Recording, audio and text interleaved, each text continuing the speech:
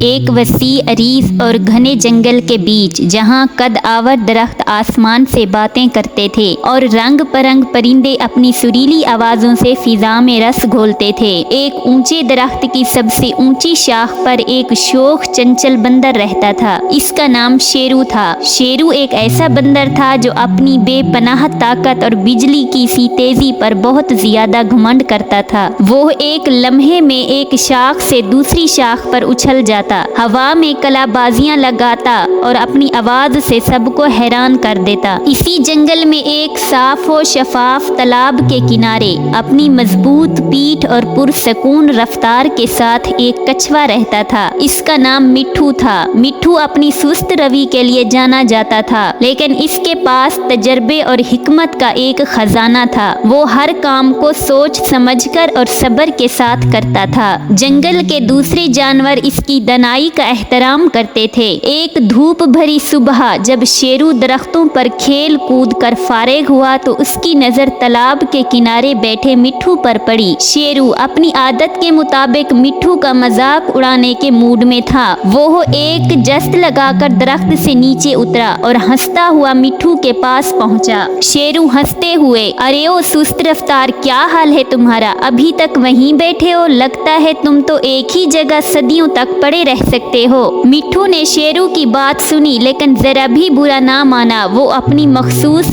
دھیمی مسکراہٹ کے ساتھ بولا، شیرو بھائی سب خیریت ہے، اپنی اپنی رفتار ہے، کسی کو جلدی ہے اور کوئی دھیرے چل کر بھی اپنی منزل تک پہنچ جاتا ہے۔ شیرو، منزل؟ تم تو اسی تالاب کے گرد ہی گھومتے رہتے ہو، کبھی میری طرح تیز رفتاری سے زندگی کا مزہ لو، دیکھو میں کتنی جلدی ایک جگہ سے دوسری جگہ پہنچ جاتا ہوں۔ زندگی میں آگے بڑھنے کے لیے رفتار سب سے اہم ہے۔ مٹھو نے شیرو کی خود ستائی سنی اور پھر نرمی سے کہا، مٹھو، شیرو بھائی یہ بات درست ہے کہ رفتار کی اپنی اہمیت ہے، لیکن صبر، مستقل مزاجی اور عقل مندی بھی کسی سے کم نہیں۔ کیا خیال ہے ہم ایک چھوٹا سا مقابلہ کر لیں، دیکھیں کون پہلے اس دریا کے پار پہنچتا ہے؟ شیرو مٹھو کی بات سن کر زور سے ہنسا۔ اسے یقین نہیں آ رہا تھا کہ ایک سست رفتار کچھوا اس سے مقابلہ کرنے کی بات کر رہا ہے۔ شیرو، کیا تم اور مجھ سے مقابلہ؟ یہ تو ایک مذاق ہے، ظاہر ہے کہ میں پلک جھپکتے ہی دریا پار کر لوں گا، جبکہ تم تو شاید کنارے تک پہنچنے میں ہی پورا دن لگا دو گے۔ لیکن ٹھیک ہے، چلو دیکھتے ہیں، تمہاری ہار دیکھنے میں مجھے ضرور مزہ آئے گا۔ مقابلہ شروع ہوا۔ شیرو اپنی تمام تر تیزی کے ساتھ دریا کے ساتھ ساتھ درختوں کی شاخوں پر چھلانگیں لگاتا ہوا آگے بڑھا۔ وہ ہوا میں اڑتا ہوا محسوس ہو رہا تھا۔ دوسری طرف مٹھو نے آہستہ آہستہ لیکن مسلسل اپنی منزل کی طرف رینگنا شروع کیا۔ اس نے ایک بھی